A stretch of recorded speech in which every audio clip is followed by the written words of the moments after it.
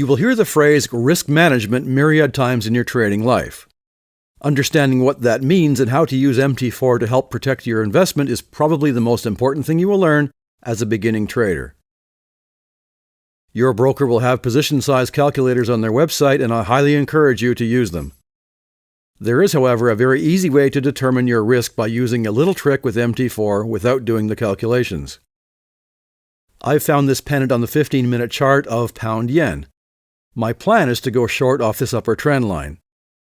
I want my stop loss here just above the swing high and take my profit down here near previous support. My stop loss is roughly 20 pips above my planned entry point, my take profit roughly 70 pips, and I want to know what my position size would be for this trade if I were to risk, say, 1% of my account. So, we can practice this setup on a clean part of the chart very far away from current price action. Right-click on the chart and select Trading, New Order. On the order ticket, select Pending Order and Sell Stop. Set your volume to 1. This is one lot or one mini lot or one micro lot depending on your account and your broker. Enter a price that is far away from your current price and enter a stop loss roughly 20 pips higher. Click Place on the order ticket.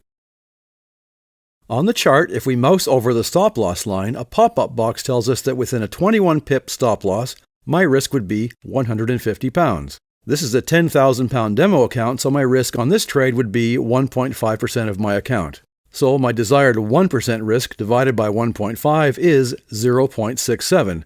So that is my new volume or position size for this trade.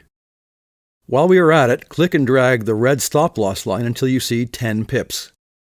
The figures on the left of the line show us our order number and risk in pips and the account currency. I see that 10 pips equates to £71.83. So my risk per pip on future pound-yen trades is £7.18 per pip. Do this for your account and make a note. This is an important figure. This figure will be true on all pairs where the yen is the quote currency, so you will need to repeat the process for other quote currencies. Once you are finished with this exercise, just go to your terminal, find the pending sell stop order and delete it. Let's look at another, gold or XAU-USD. This time there is plenty of space above my current price, so I will set up a buy stop. My entry price is $1,231 per ounce, and my stop loss is $1,230 per ounce. So, my pop-up box shows me that my risk per pip is £8.22. So I can make my calculations accordingly. Again, be sure to delete the pending order. Okay, let's try one. We want to place a sell stop here on $yen, and our stop loss is 40 pips higher than our entry price. This is a £10,000 demo account, and I only want to risk 1% or £100 on this trade. So that's £2.50 per pip. We know that our volume of 1 costs us £7.18 per pip, so we divide the £2.50 by £7.18, and we get 0.35 as a position size. We set up the pending sell stop, and we see that our risk is, in fact, £100. We may modify these figures simply by dragging and dropping the lines on the chart. If I want to add a take profit, I simply find the pending order on my terminal, double-click, and set it here.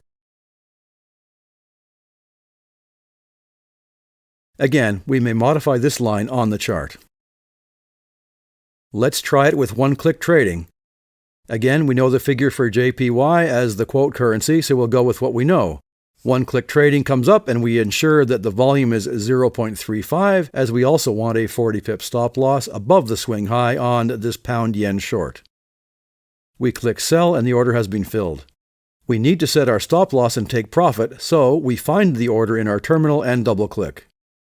We set our stop loss for 40 pips and our take profit for 100 pips and click Modify. Again, we can confirm that our risk is £100 on this trade.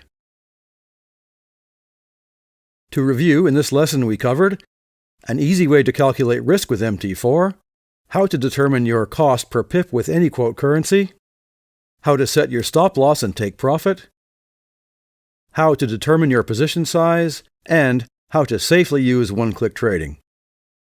In the next lesson, we will look at how to use the MT4 terminal.